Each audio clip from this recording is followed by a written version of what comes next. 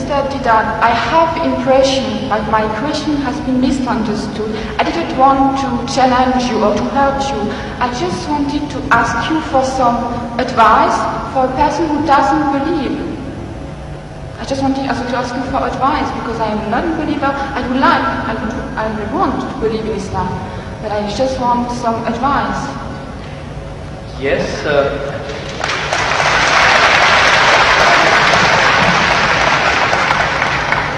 Do you not feel that there was sufficient advice? Do you require further advice? Yeah, because I didn't have the impression that my question has been really understood. So you want to know what the bases are, or what the reasons are for a person to actually believe in one God? Which reasons? Which advice would you give to a person who is a non-believer? See, number one, we have to realize that there is a necessity for belief.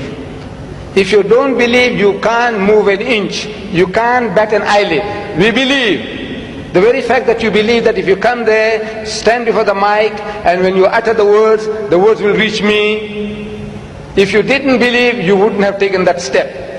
If you didn't believe that you will be visiting this hall and listening to a lecture, you wouldn't have come.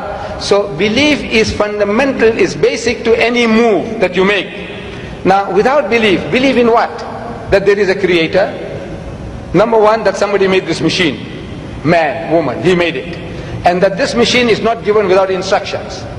Every machine carries with it instructions. Never mind how simple that mechanism is, you get instructions. Your washing machine, your hair dryer, your motor car, anything, everything, you need a book of instructions.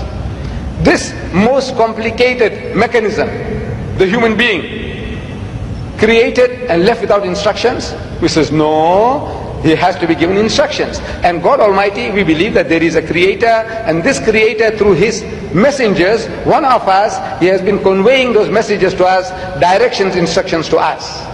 Whether those instructions remain in their pristine purity or not, that is something that is now debatable.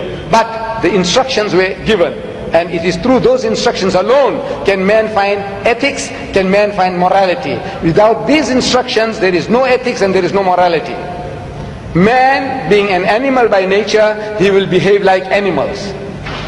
It's only because you believe that there is a creator, and this creator said that thou shalt not marry your mother, you will not marry your sister, you will not marry your daughter. We say we believe, we believe, we believe. You say no, I don't believe, then the person is nothing better than the animal.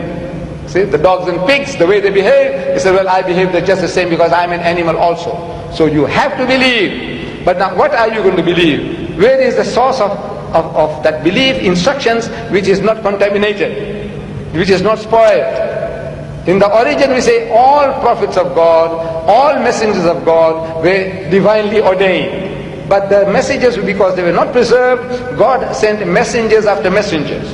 Messengers after messengers. This is His way to rectify His creation.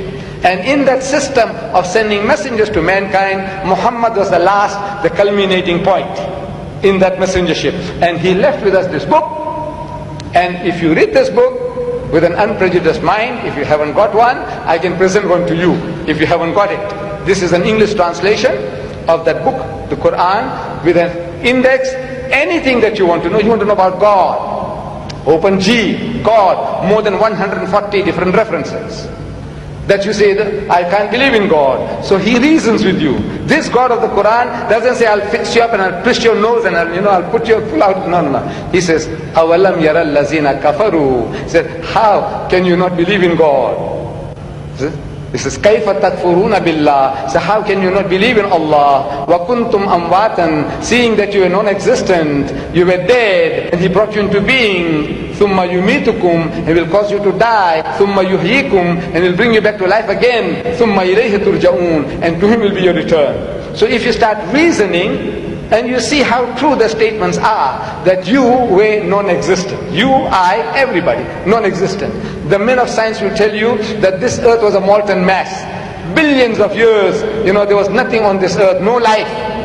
The thing was all boiling. And the vapors went up and came down, and the vapors went up and came down, and over a period of millions of years, it started to cool. And then life started to germinate, and so on and so on. So there was a time when mankind was non-existent, and God brought you into being. Very true. and now you're going to die. But that is not the end. That you now, there is something in you which is other than the body, that real you. Now that real you, which is the driver of this body of yours, will be made to account for your actions. It's only natural that this person, like Hitler, look, he got away with it. He incinerated 6 million Jews. On account of him, 40 million people died in the Second World War. He's just going to get off spot-free? If he says, no, I don't believe, and there's nothing there on the other side, that means he's free, finish. No, no, no. He will have to account for his deeds. Everyone will have to account for his or her deeds. It is a natural, sequence of our attitude and behavior. And this book explains all that. If you haven't got one, this book is yours. If you haven't got one. You got it?